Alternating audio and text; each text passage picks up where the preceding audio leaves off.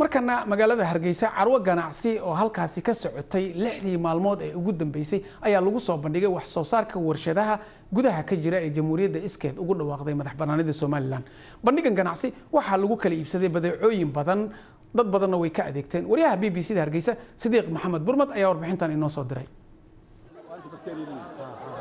alaabahan dhammaantood dalka gudihiisa ayaa lagu sameeyay. muddadii ay furnayd waxa ay noqotay suuq aad u camiran. waxaana ka dukaamaystay dad gaadhaya ilaa 10,000 oo qof. dhinac walba waa laga raray. alaabnaba dabadii taala maanta kale maalinta la adeegto weeyaan.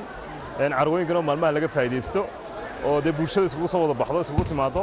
wallaahi alxamdu. qiimo jaban oo aad u jaban oo hoos u hooseeyana waana laga siiyay alaabtii. islaanta markay tira qaadun wuxuu aan qaadiyay waxay dadba noqotay. waa badeecado kala duwan.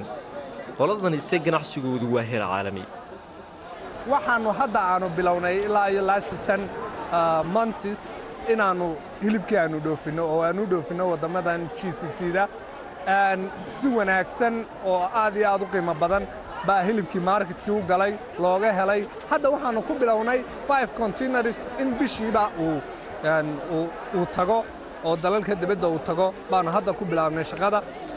waxaanu rajaynaynaa capacity-ga inaanu boqolaal aanu gaarsiino hadduu Allah subxaanahu wa ta'aala uu idmo.